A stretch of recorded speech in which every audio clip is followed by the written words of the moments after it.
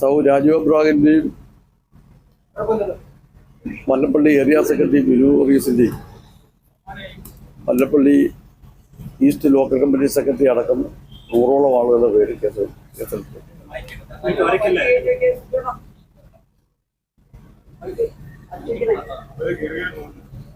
ഞങ്ങളുടെ പേരിൽ കേസെടുത്ത്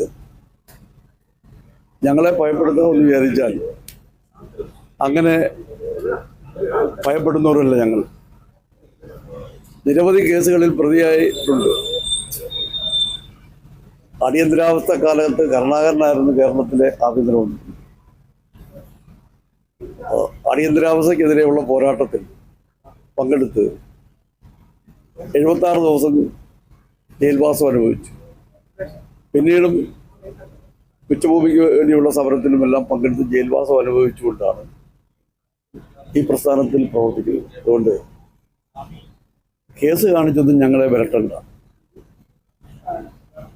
അപ്പോൾ മല്ലപ്പള്ളി കാട്ടാമല കോളനിയിൽ പാവപ്പെട്ട പട്ടികജാതിക്കാരടക്കം 60ഓളം പാവപ്പെട്ട ആളുകൾ താമസിക്കുക. കഴിഞ്ഞ മാസം 8-ാം തീയതി രാത്രിയിൽ ഏതാണ്ട് 10 മണിയോടുകൂടി കീഴ്വായ്പൂർ CIയും അതുപോലെ SIയും അവിടെ ചെന്ന് കാര്യങ്ങളൊക്കെ തിരക്കി. കണ്ണൂരിൽ കേസിൽ പ്രതിയായിട്ടുള്ള അർജുൻ അവിടെ വന്നിട്ടുണ്ടോ എന്നൊക്കെ തിരക്കി. അവരുടെ കാര്യങ്ങളെല്ലാം പറഞ്ഞു. പോലീസുമായി അവരെല്ലാ കാര്യങ്ങളിലും സഹകരിച്ചു. രാത്രിയിൽ 12 മണിയായപ്പോൾ ഏതാണ്ട് 9ഓളം വരുന്ന പോലീസ് ജീപ്പുകളിൽ ഏതാണ്ട് 10-60ഓളം വരുന്ന പോലീസുകാർ ഈ പാവപ്പെട്ട ആളുകൾ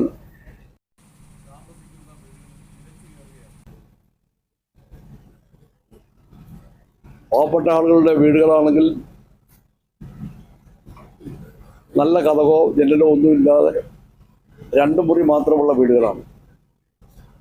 സാമാന്യ ബുദ്ധിയുള്ള പോലീസുകാർക്ക് ചിന്തിക്കണ്ടേ, ഒരടുക്കളയും ഒരു മുറിയുമുള്ള വീട്ടിൽ ആരെ കൊണ്ട് താമസിപ്പിക്കാനാണ് എന്ന് മാത്രമല്ല, ഈ വീടുകളിലൊക്കെ പ്രായമായവരുണ്ട്, കിടപ്പ് രോഗികളുണ്ട്, കുഞ്ഞുങ്ങളുണ്ട്, സ്ത്രീകളുണ്ട്. അവരോടൊക്കെ അപമര്യാദയായിട്ടല്ലേ പെരുമാറി. മാനുഷിക അവകാശങ്ങൾ അവർക്കുമില്ലേ?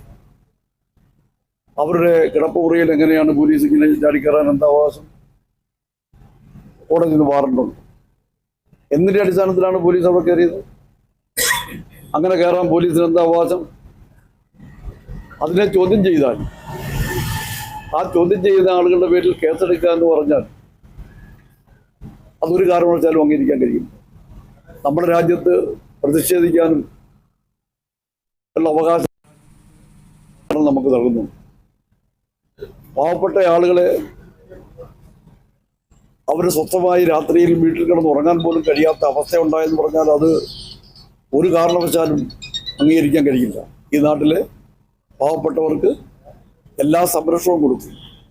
അതിൻ്റെ പേരിൽ കേസല്ല എന്ത് തന്നെ വന്നാലും അതെല്ലാം നേരിടുക തന്നെ ചെയ്യും. അതുകൊണ്ട് കേസൊന്നും കാണിച്ച് ഞങ്ങളെ വരട്ടണ്ട.